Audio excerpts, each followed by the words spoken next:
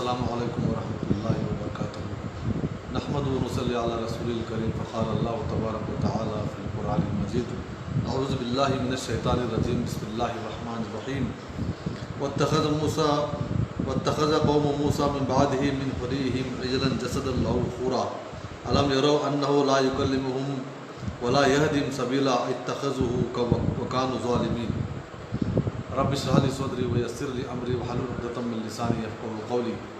عزیز ساتھیوں، کل ہم نے دیکھا کہ موسیٰ علیہ السلام کو اللہ تعالیٰ جب ان کی قوم کو بچا کر نکالا تو پھر اس کے آگے جانے کے بعد میں اللہ تعالیٰ ان کو ایک جگہ پر مقام پر طور سینا کی جگہ پر پہاڑ کے پاس کھڑے تھے، تو وہاں پر اللہ تعالیٰ جو ہے موسیٰ علیہ السلام کو 40 راتوں کے لیے اوپر بلایا پہاڑ پر۔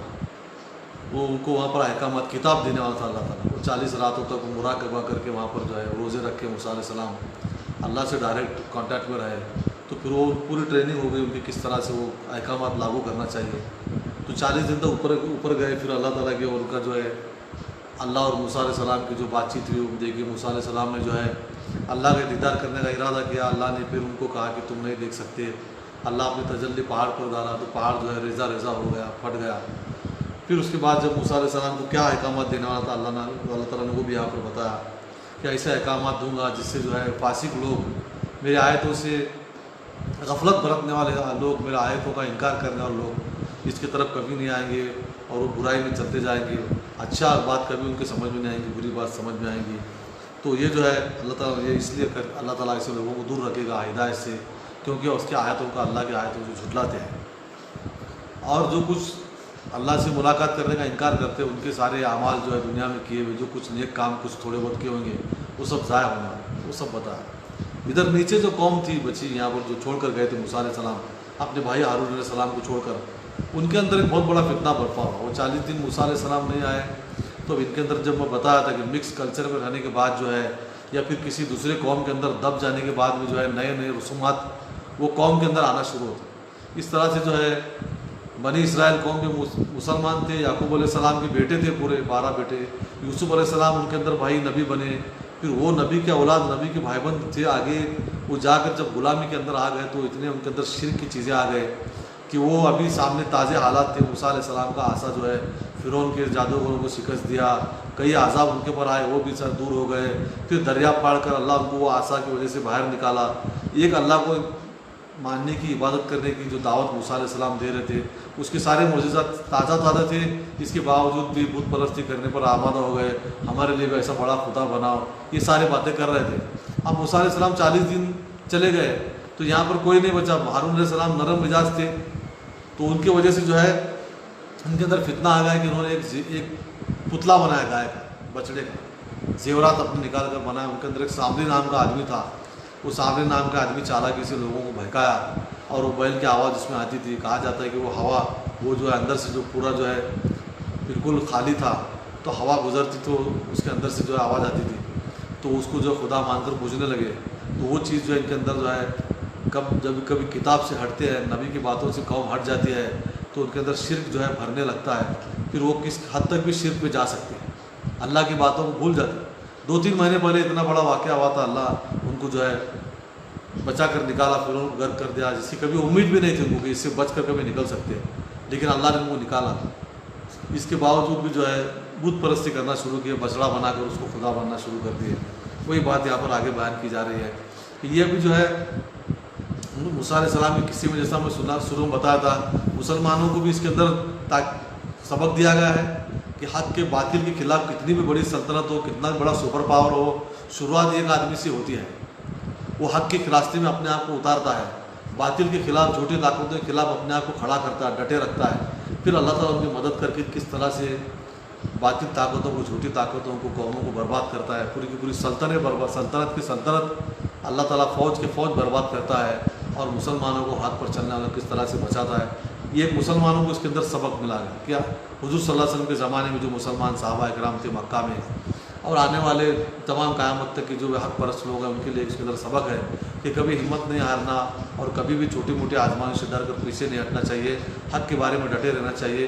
ایک آدمی بھی رہے گا سپر پاور کو وہ ختم کر سکتا ہے اللہ تعالیٰ اس کے ذریعے، یہ مسلمانوں کو بھی۔ اب آگے جو ہے ابھی میں شروع میں بتایا تھا کہ یہ سورج جو ہے مکہ کے آخری دور میں، بالکل آخری دور میں ہجرت ہونے والی ہے 6 مہینے میں 8 مہینے میں. تو اس وقت کی صورت ہے. تو یہاں کے مکہ کے کافروں کے جو مدینہ کے اندر جو یہودی تھے ان کی ساٹھ گاٹھ بھی شروع ہو گئی تھی. وہ وہاں سے کچھ سوالات لا کر حضور صلی اللہ علیہ وسلم کو پوچھتے تھے, یہاں سے باتیں لے جا کر ان کو بتاتے تھے, قرآن میں نیا نیا کیا نازل ہوا وہ بھی ان کو بتاتے تھے. تو اس لیے اللہ تعالیٰ موسیٰ علیہ السلام کا قصہ بھی اس میں بیان فرمایا, اور بنی اسرائیل کی جو یہودیوں کی جو نافرمانی تھی اس کا بھی یہاں پر جو ذکر کیا جا رہا ہے کہ تم نبی کو صلی اللہ علیہ وسلم آئے, ان کے انتظار میں تم مدینہ میں آ کر کتنے ہزار سال سے بیٹھے ہو, لیکن جب وہ آئے حقیقت میں تم ان کو مان نہیں رہے ہو, لہٰذا اب تم کو جو ہے انہیں ماننے بغیر چارہ نہیں ہے. تم اپنے آپ کو کتنا ہی موسیٰ علیہ السلام کا ماننے والا کہو, کتنا بھی تورات کا ماننے والا کہو, لیکن تم اتنے گناہوں میں آگے بڑھ چکے ہو کہ اب تمہیں نبی محمدی صلی اللہ علیہ وسلم کی اطاعت کرے بغیر چارہ نہیں ہے. ان کی پیروی کرنا, ان کے لائے ہوئے کتاب کو ماننے بغیر تمہارا جو چھٹکارا ہونے والا نہیں ہے, تمہارے نجات ہونے والا ہی ہے. اب تمہاری قسمت جو ہے حضور صلی اللہ علیہ وسلم کے ساتھ جڑ گئی ہے. ان کو مانو گے تو قسمت بہتر ہے, ان کو نہیں مانو گے تو قسمت تمہاری بگڑنے والی ہے. وہ یہاں آگے بیان فرمایا جا رہا ہے کہ تم کتنے بڑے گنہ گار تھے, آج بھی کتنے بڑے گنہ گار ہو. ایک بڑے نبی کو جو آخری نبی ہے ان کو نہیں مان رہے, وہ بتایا جا رہا ہے. یہ 2 رکوع میں ابھی میں بیاکرن بتایا, ابھی سرسری طور پر اس کا جو ہے ہم جو ہے ترجمہ کر لیں گے.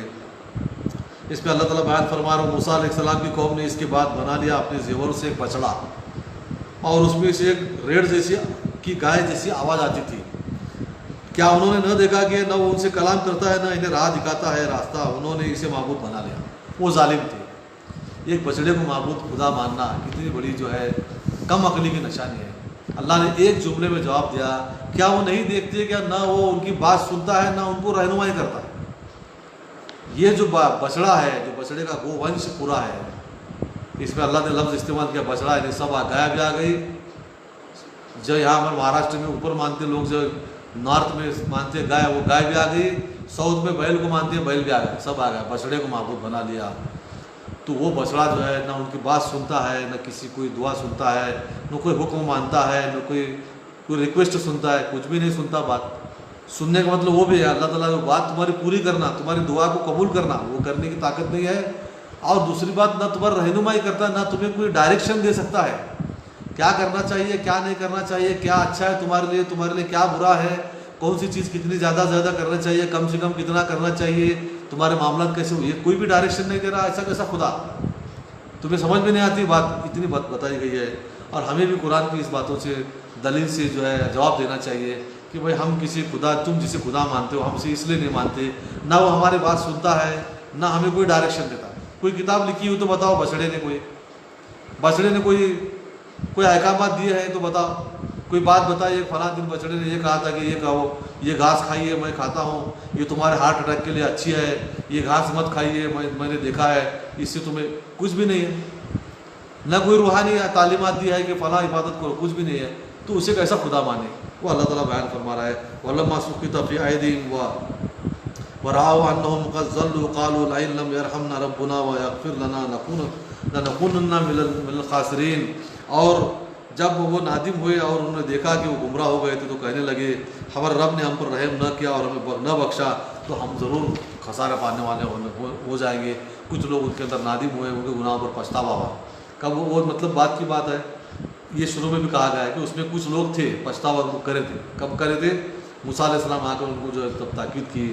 وَلَمَّا رَجَعَ مُوسَىٰ إِلَىٰ قَوْمِهِ غَضْبَانَ آسِفًا قَالَ بِئْسَ مَا خَلَقْتُمُونِي مِن بَعْدِي عَجِلْتُمْ أَمْرَ رَبِّكُمْ وَأَلْقَى الْأَلْوَاحَ وَأَخَذَ بِرَأْسِ أَخِيهِ يَجُرُّهُ إِلَيْهِ قَالَ ابْنُ أُمَّ أَنَّ الْقَوْمَ اسْتَضْعَفُونِي وَكَادُوا يَقْتُلُونَنِي فَلَا تُمْشِدْ بِي بِالْأَعْدَاءِ وَلَا تَجْعَلْنِي مَعَ الْقَوْمِ الظَّالِمِينَ. موسیٰ علیہ السلام آئے, موسیٰ علیہ السلام نے جب دیکھا, لوٹے اپنی قوم کی طرف غصے میں بھرے ہوئے, رنجیدہ ہوئے, کہا اس قدر بری میری جانشینی کی تم نے, یعنی میرے بعد جانے کے بعد تم ایسا کرے, میری جانشینی میری خلافت تم ایسی کرے, میرے جانے کے بعد میں اتنا برا کام کرے میرے بعد. کیا تم نے اپنی پروردگار کے حکم کی تھوڑا بھی انتظار نہیں کیا, اس کی جو ہے حکم کی جلدی کی, اتنی اس کا انتظار بھی نہیں کیا, اتنا جلدی کیا کہ تم دوسرا خدا بنا لیے. اور وہ موسیٰ علیہ السلام وہ تختیاں جو اللہ تعالیٰ نے کتاب لکھ کر انہیں دی تھی, جو پتھر کے اوپر لکھ کر دی, تو تختیاں کو موسیٰ علیہ السلام نے ڈال دی نیچے, اور اپنے بھائی ہارون علیہ السلام کو جو ہے ایک جگہ جا کر بیٹھے, سہم کر بیٹھ گئے تھے دور جا کر, ڈر کر.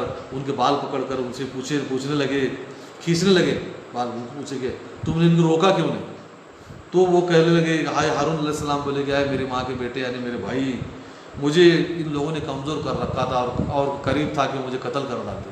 یعنی ہارون علیہ السلام سمجھائے لیکن وہ مانے نہیں، اتنا آگے بڑھ گئے تھے شرک کے اندر. ہو سکتا تھا کہ ہارون علیہ السلام قتل کر ڈالے. وہ ڈر کر جا کر دور بیٹھ گئے. اور بس مجھے دشمنوں پر خوش نہ کر، یعنی دشمنوں پر مجھ پر دشمنوں کو خوش نہ کر، مجھ پر دشمنوں کو ہنسنے کا موقع نہ دے، اور مجھے ظالم لوگوں کے ساتھ شامل مت کر. انہوں نے کہا کہ میری اس میں کچھ غلطی نہیں ہے، اگر میں ان کو زیادہ روکتا تو مجھے قتل کر ڈالتے تھے، یعنی ہاتھ سے بڑھ گئے تھے، اس لیے جو میں ان کے اندر کچھ شامل نہیں ہوں، مجھے بھی معاف کر. تو کہنے لگے قال رب اغفر لی ولاخی وادخلنا فی رحمتک وانت ارحم الراحمین. موسیٰ علیہ السلام نے کہا اے میرے رب، اپنے رب سے دعا کرنے لگے کہ اے میرے رب، مجھے اور میرے بھائی کو معاف کر دے اور تو ہم پر رحم کر، بے شک تو بہترین رحم کرنے والا ہے. ان الذین اتخذوا العجل سینالهم غضب من ربهم وذلۃ فی الحیاۃ الدنیا وکذالک نجزی المفترین. بے شک جن لوگوں نے بچڑے کو معبود بنا لیا، عنقریب انہیں ان کے رب کا غضب پہنچے گا اور ذلت، دنیا کی زندگی میں بھی ذلت پہنچے گی. اور اب اسی طرح ہم بہتان باندھنے والوں کو سزا دیتے ہیں. اللہ کے اوپر جھوٹی بہتان باندھنا، کوئی بھی چیز بنانا، کوئی پتلا بنانا، کوئی قبر کو بولنا اور یہ اللہ ہے، یا اللہ کی طرف قریب دار ہے، اللہ کی طرف وسیلہ کرنے والے، یا اللہ کی طرف جھوٹ باندھنا، اللہ نے کسی کو سند نہیں دی. تو ایسے کرنے والوں اور اللہ کی سوا دوسرے معبود بنانے والے جو ہے، بچڑے کو معبود بنانے والے، ان کو ان قریب اللہ تعالیٰ غضب دینے والا ہے. غضب پہنچے گا، انہیں سزا ملے گی اور دنیا میں بھی انہیں ذلیل کر دے گا اللہ تعالیٰ. تو یہ اللہ کی طرف سے احکامات آ رہے ہیں. تو یہ یہودیوں کو بتایا جا رہا ہے کہ تمہارے خود کے نبی کی موجودگی میں گناہ کرے تھے اتنے بڑے، تو آپ تمہارا نبی جا کر تو تقریباً 2,500-3 ہزار سال ہو گیا، تو تم آج جو کر رہے ہو، تم دعویٰ کرتے ہو کہ ہم پکے مسلمان ہیں، ہم پکے نبی کے ماننے والے ہیں، ہم تورات والے ہیں. تو یہ تمہارے دعوے سارے جھوٹے ہیں. تم غلط رواجوں میں پڑ چکے ہو، تمہارے اندر نئی بدعتیں آ چکے ہیں، نئے ریتی رواج، رسم و رواج پیدا ہو چکے ہیں، اور تم جو سود کا خوری بھی شروع کیا ہے، تم نے لوگوں پر جو ہے ظلم و زیادتی بھی شروع کی ہے، جھوٹ بولنا شروع کیا ہے. یہ ساری باتیں تمہارے اندر آ گئی ہے. تو یہ تم کوئی شریف آدمی نہیں ہو، شریف قوم نہیں ہو. تم اپنے خود کے اپنے نبی کی موجودگی میں اتنے بڑے گناہ کرنے والے تھے. یہ سارے اللہ تعالیٰ بیان فرما رہا ہے. والذین عملوا السیئات ثم تابوا من بعدها وآمنوا ان ربک من بعدها لغفور رحیم. اور جو لوگ اپنے گناہ کرنے کے بعد گناہ کرتے ہیں، اس کے بعد فوراً توبہ کرتے ہیں، تو اس کے بعد توبہ کرتے ہیں اور ایمان لاتے ہیں، تو بے شک تمہارا رب جو ہے اس کے بعد بہت غفور رحیم ہے. گناہ کرنے کے بعد توبہ کرنا، پھر ایمان لانا، یعنی اصلاح کرنا. صرف توبہ کر کے بیٹھنا نہیں، اپنے آپ کو درست کرنا. جو غلطیاں کرتے تھے اس کو چھوڑ کر درست کر کے نئے کام شروع کرنا. یہ کام جو کریں گے، پھر توبہ کریں گے اللہ کے سامنے، تو اللہ تعالیٰ کو تم غفور رحیم پاؤ گے. اللہ تعالیٰ مغفرت کرنے والا غفور رحیم ہے. ولما سکت عن موسیٰ الغضب اخذ الواح فی نسختی الہدی ورحمۃ للذین هم لربہم یرہبون. اور جب موسیٰ علیہ السلام کا غصہ ٹھنڈا ہو گیا تو انہوں نے تختیوں کو اٹھا لیا، اور ان کی تحریر میں ہدایت اور رحمت ہے ان لوگوں کے لیے جو اپنے رب سے ڈرتے ہیں. اور واختار موسیٰ قومہ 70 رجلا لمیقاتنا فلما اخذتهم الرجفة قال ربی لو شئت اہلکتهم من قبل وإیایا. پھر موسیٰ علیہ السلام نے جو ہے اپنی تختیاں لی، جس پر جو ہے ایمان اللہ کی طرف، اللہ سے ڈرنے والے جو لوگ ہیں ایمان والے، ان کے لیے رحمت ہے.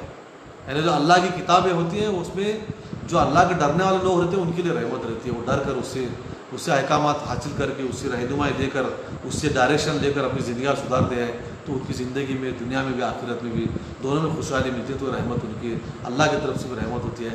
تو رحمت ہے جو انہوں نے کتاب دی تھی، جو تختیاں دی تھی، وہ تختیوں کے بارے میں بیان فرمایا جا رہا ہے. اور موسیٰ علیہ السلام نے اپنی قوم سے ہمارے وعدے کے لیے 70 آدمی چن لیے. پھر جب انہیں زلزلہ نے آ لیا، اس نے کہا اے میرے رب، تو اگر چاہتا تو اس سے پہلے انہیں اور مجھے ہلاک کر دیتا. تو پھر کیا ہوگا؟ موسیٰ علیہ السلام کو یہ ہم سورہ بقرہ میں دیکھ چکے ہیں. پھر ان کے اندر کے وہ سارے احکامات کی یاد دہانی کرانے کے لیے 70 آدمی ان کی قوم میں سے چنے گئے، اور 70 آدمیوں کو کوہ طور کے پاس دوبارہ لے جایا گیا. پھر وہاں پر اللہ تعالیٰ ایک زلزلہ لا کر ان کو موت دے کر دوبارہ زندہ کیا. پھر ان کے اوپر کوہ طور کو ایسا اٹھایا گیا تھا گویا کہ اب گرتا گیا. تو ایسے معجزات دکھا کر اللہ تعالیٰ یہ سارے احکامات کے ان کے پاس سے جو قرار دیا کہ تم دنیا میں یہ کام کرنا، پوری کتاب ان کو سنائی گئی. وہ ایک بہت بڑا واقعہ ہوتا، وہ اللہ تعالیٰ ان کو یاد دلا رہا ہے. اب مدینہ میں یہودی ہے، یہ مکہ کے اندر یہ صورتیں یہ نازل ہو رہے آئے تھے، اس سے ان کو یقین بھی آ جائے کہ نبی جو سچے نبی ہے، تمہاری کتابوں کی باتیں پورے جیسے کہ وجہ صحیح بتا رہے ہیں، یہ سارے جو ہے مکہ کے اندر نازل ہو کر پھر یہ جو ہے وہاں کی مکہ کے کفاروں کے ذریعے پھر مدینہ سے کچھ لوگ آتے تھے جاتے ان کے ذریعے ان تک پہنچ رہے ہیں خبریں۔ اب جو نبی مدینہ میں آنے والے ہیں وہ نبی کو ماننا تمہیں لیے ضروری ہے۔ اب تم جو بیٹھے ہو اڑ کر جو دھرم جو مذہب بنا کر جو اپنے رسم و رواج نئے نئے نکال کر یہ غلط ہے، وہ بتایا جا رہا ہے ان کو۔ جو پھر اس وقت موسیٰ علیہ السلام 70 لوگوں کو لے کر گئے تھے، پھر وہاں پر ان کو زلزلے نے آ کر ایک زلزلہ پکڑا تھا، تو موسیٰ علیہ السلام نے دعا کی تھی کہ اے میرے رب اگر تو چاہتا تو اس سے پہلے ہم کو بھی ہلاک کرتا تھا، یعنی تو ہمیں فرعون کے ہاتھوں سے ہلاک کر سکتا تھا، تو نے ہمیں بچا کر یہاں تک لایا ہے، اور تو ہمیں اس پر ہلاک کر دے گا جس پر ہم نے بیوقوفوں نے کیا ہے۔ اب تو زلزلہ پر کہ ایسے کام پر ہمیں ہلاک کر دے گا جس کام کو ہمارے اندر کے کچھ بیوقوفوں نے کیا ہے، یعنی ہم سارے لوگ تو اس میں شامل نہیں تھے، کچھ بیوقوف جو ہے بچڑے کو معبود بنایا تھا، تو پہلے بھی تمہیں ہلاک کر سکتا تھا، تو نے ہمیں اس وقت بچایا۔ اب ہمارے اندر کے کچھ بیوقوف نے کچھ غلطی کی تو اس کی پکڑ ہم پر نہ کر، کیا ہمیں ان کی بیوقوفی کے لیے ہمیں ہلاک کر دے گا؟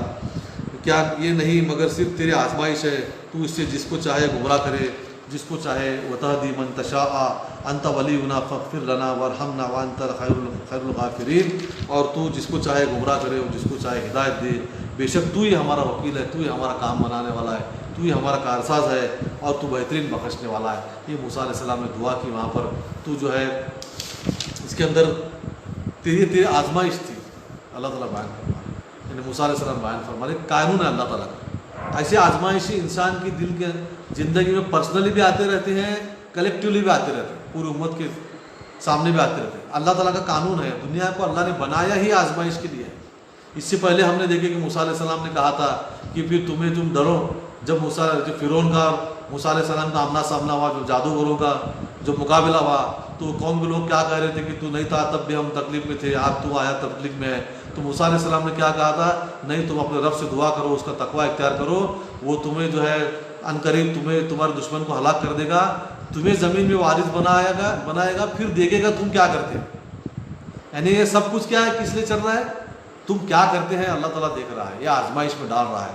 وہی اللہ تعالیٰ بیان فرمایا، وہ جو بچڑے کو معبود بنانا تھا ایک آزمائش تھی۔ نبی 40 دن تک غائب ہونے کے بعد ان کا ایمان ڈگمگانے لگا، ان کے اندر کوئی کام کرنے کے لیے نبی سے پوچھتے تھے ہر بات، اب پوچھنے کے لیے کوئی نہیں ہے، اب کس کے سامنے ماتھا ٹیکے، کیسا نماز پڑھے، کیسی عبادت کرے، کچھ بتانے والا نہیں تھا۔ تو خدا ان کے اندر کے جو شرارت پسند لوگ تھے، وہ سامری نام کا آدمی، وہ ایک آگے آ کر جو ہے معبود بنایا۔ اس میں سب کیا آزمائش ہو، نبی تو موجود نہیں ہے، اب کیا کرے؟ تو اس میں جو ہے وہ آزمائش جب آتی ہے، جس طرح سے وہ مکھن نکالا جاتا ہے دہی کے اندر سے، اس کو جو چکر گھما کر، وہ آزمائش ہے۔ وہ گھمانے سے کیا ہوتا ہے؟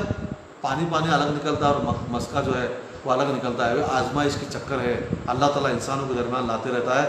اس میں جو نیک آدمی ہے، جو خدا پرست آدمی ہے، جو اللہ کو احکامات کو ماننے والا ہے، اس کی تیاری رکھنے والا ہے کہ میں جو بھی حکم مجھے ملے گا میں مانوں گا، ایسی دل سے تیاری کرنے والے، ارادے کرنے والے لوگ ہیں، ان کو اللہ تعالیٰ آزمائش میں صحیح رہنمائی دے کر بچا کر نکالتا ہے۔ باقی کے لوگ جو اپنے آپ کو نفس کے حوالے چھوڑے ہیں، دنیا پرستی میں جدھر لے جائے نفس ادھر جا رہے ہیں، جدھر جو کرنے کو لگا ہے دنیا پرستی میں، جو اپنی نفس کو عائش و آرام میں کرنے کے لیے جو چاہے کر رہے ہیں، وہ جو اللہ کی آیتوں کو پھر اس کے اندر ہر اللہ کی آیت کو حکموں کو پیچھے ڈال کر اپنی نفس پرستی کو آگے رکھتے ہیں، وہ کبھی اس سے ہدایت نہیں پا سکتے، کبھی آزمائش میں کامیاب نہیں ہوتے۔ اس لیے ہمیشہ اللہ تعالیٰ سے دعا کرتے رہنا چاہیے کہ ہمیں آزمائش میں نہ ڈال، ہمیں آزمائش میں ڈالے تو ہمیں اپنی رحمت سے ہمیں بچا لے۔ وہی اللہ تعالیٰ بیان فرما رہا ہے، تو ہمیں جو ہے ہماری مغفرت کر دے، ہم پر رحم فرما، تو بہترین مغفرت فرمانے والا ہے۔ وَاكْتُبْ لَنَا فِي هَٰذِهِ الدُّنْيَا حَسَنَةً وَفِي الْآخِرَةِ إِنَّا هُدْنَا إِلَيْكَ قَالَ عَذَابِي أُصِيبُ بِهِ مَنْ أَشَاءُ وَرَحْمَتِي وَسِعَتْ كُلَّ شَيْءٍ فَسَأَكْتُبُهَا لِلَّذِينَ يَتَّقُونَ وَيُؤْتُونَ الزَّكَاةَ وَالَّذِينَ هُمْ بِآيَاتِنَا يُؤْمِنُونَ۔ پھر موسیٰ علیہ السلام کی دعا آگے جاری ہے، اور ہمارے پروردگار ہمارے لیے اس دنیا میں اور آخرت میں بھلائی لکھ دے، دنیا میں بھی لکھ، آخرت میں بھی ہمارے لیے بھلائی لکھ دے۔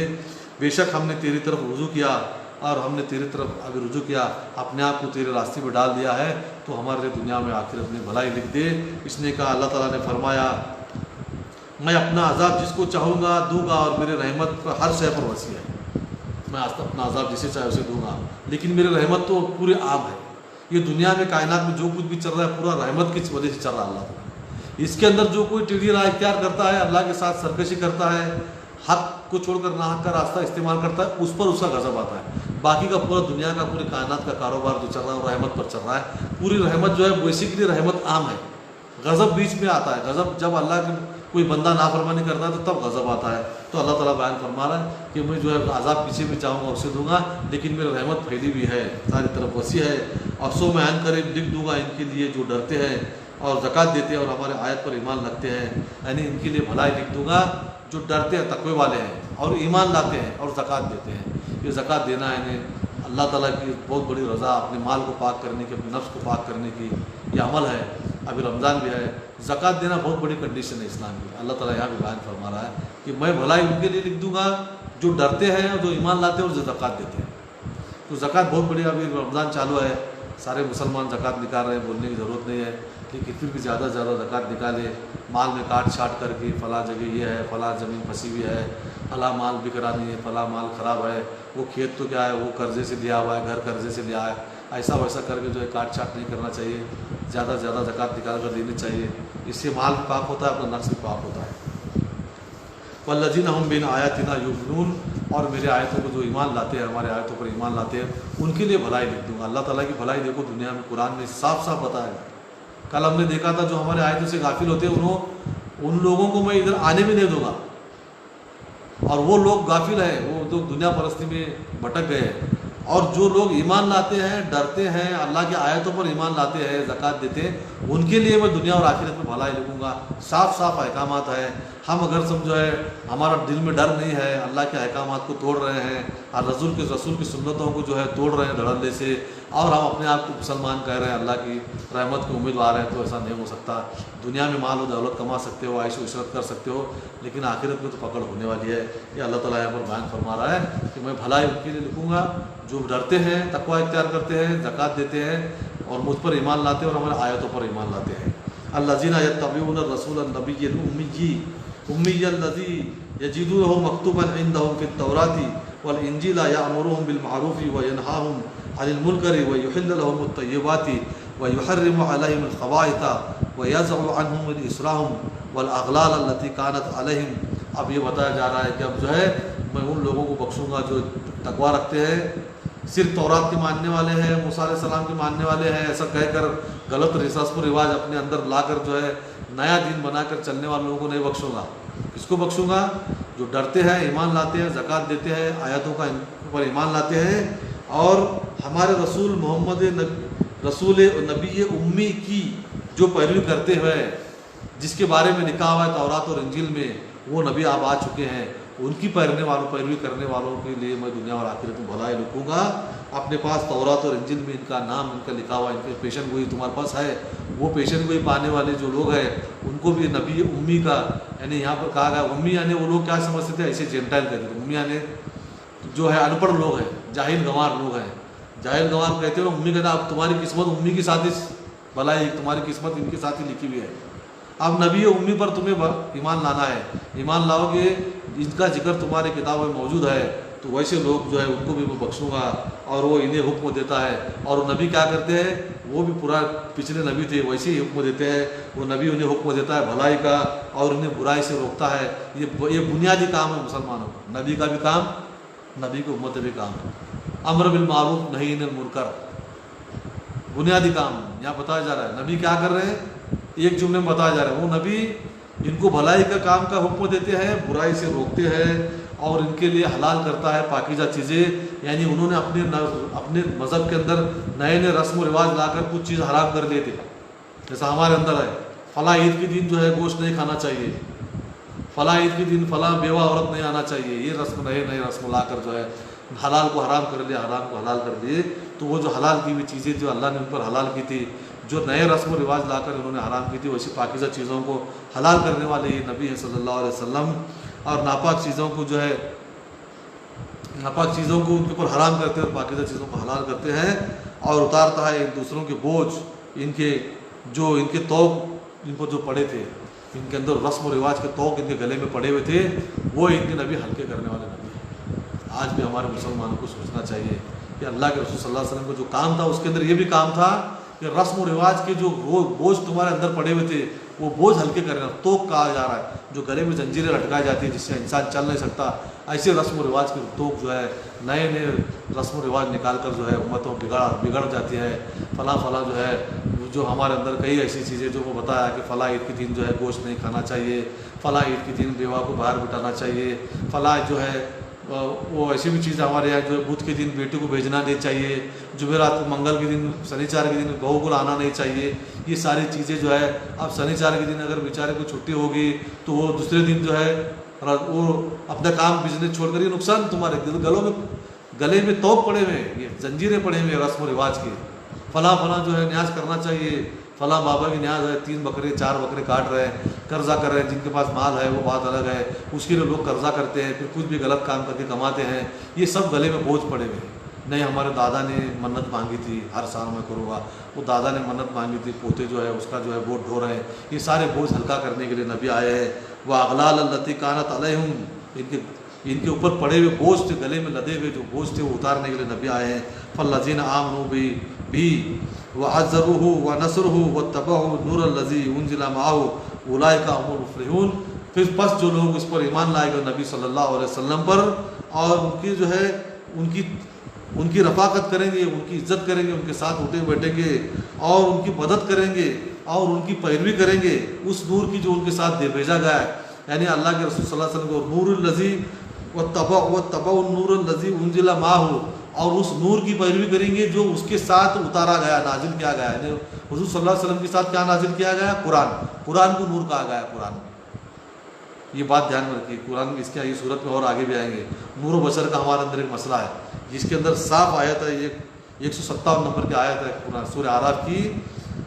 فالذین آمنوا بہ, پس وہ لوگ جو اس پر ایمان لائیں گے, نبی امی صلی اللہ علیہ وسلم پر ایمان لائیں گے, وعزروہ, اور اس کی عزت و احترام کریں گے, وانصروہ, اور وہ نبی کی جو مدد کریں گے, واتبعوا نور الذی انزل معہ, اور اس نور کی پیروی کریں گے جو اس کے ساتھ نازل کیا گیا ہے. یعنی رسول صلی اللہ علیہ وسلم کے ساتھ میں نور نازل کیا گیا ہے. رسول صلی اللہ علیہ وسلم کو نور کہاں بھی نہیں کہا گیا قرآن میں. تو یہ ہے یہ نور کیا نازل کیا گیا ہے؟ حضور صلی اللہ علیہ وسلم کے ساتھ میں قرآن. اس کی جو پیروی کریں گے اولئک هم المفلحون, یہی فلاح پانے والے ہیں. وہ چاہے مسلمان ہو, امت محمدی ہو, سنی ہو, شیعہ ہو, تبلیغی ہو, اہل حدیث ہو, مالکی ہو, حنبلی ہو, پھر جو کچھ بھی جتنے بھی اور کچھ بھی دیوبندی ہو, پھر وہ یہودی ہو, نصارہ ہو, عیسیٰ علیہ السلام کو ماننے کا دعویٰ کرتا ہو, موسیٰ علیہ السلام کو ماننے کا دعویٰ کرتا ہو, یہ سارے کام جب تک نہیں کرے گا تب تک وہ فلاح پانے والا نہیں ہے, اور اللہ تعالیٰ ان کے لیے آخرت میں, دنیا اور آخرت میں بھلائی لکھنے والا نہیں ہے. یہ کام کرنا پڑے گا, وہ رسول پر ایمان لانا پڑے گا, ان کا عزت و اکرام کرنا پڑے گا, ان کی مدد کرنا پڑے گا. ان کی مدد یعنی کیا ہے؟ جو دین قائم کر کے گئے وہ دین کو واپس قائم کرنے کے اندر مدد کرنا پڑے گا, اور اس نبی کے ساتھ جو نور نازل کیا گیا ہے اس نور کی پیروی کرنا پڑے گا. اولئک هم المفلحون, یہی لوگ ہیں جو فلاح پانے والے ہیں, انہی کا کلیان ہونے والا ہے, باقی کو کلیان نہیں ہونے والا. جو وظیفے ڈھونڈ کر کرتے ہیں, شارٹ کٹ میں مال کمانا, شارٹ کٹ میں جنت کے دروازے حاصل کرنا ہے, اس کے بارے میں قرآن اور حدیث میں کہاں بھی نہیں بتایا گیا ہے. قرآن پر چل کر اللہ کے رسول صلی اللہ علیہ وسلم کی اطاعت کر کے دنیا اور آخرت کی بھلائی پا سکتے ہیں. صدق اللہ العظیم. اللہ تعالیٰ ہمیں عمل کی توفیق عطا فرمائے. آمین.